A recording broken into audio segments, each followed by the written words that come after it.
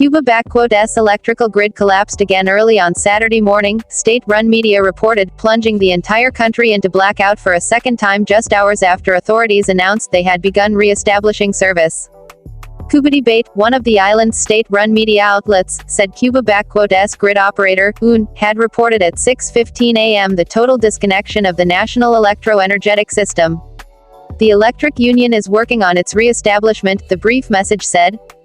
Cuba's electrical grid first collapsed around midday on Friday after one of the island's largest power plants failed, suddenly leaving more than 10 million without power.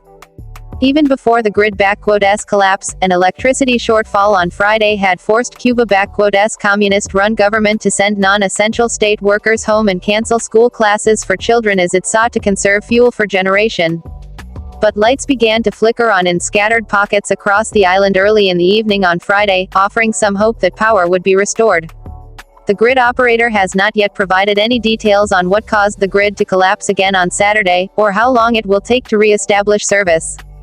Cuba's government has blamed weeks of worsening blackouts, often 10 to 20 hours a day across much of the island, on deteriorating infrastructure, fuel shortages and rising demand. Strong winds that began with Hurricane Milton last week had also complicated the island's ability to deliver scarce fuel from boats offshore to feed its power plants, officials have said. Fuel deliveries to the island have dropped off significantly this year, as Venezuela, Russia and Mexico, once key suppliers, have reduced their exports to Cuba. Key ally Venezuela slashed by half its deliveries of subsidized fuel to Cuba this year, forcing the island to search elsewhere for far more pricey oil on the spot market. Cuba's government also blames the U.S. trade embargo, as well as sanctions under then-President Donald Trump, for ongoing difficulties in acquiring fuel and spare parts to operate and maintain its oil-fired plants.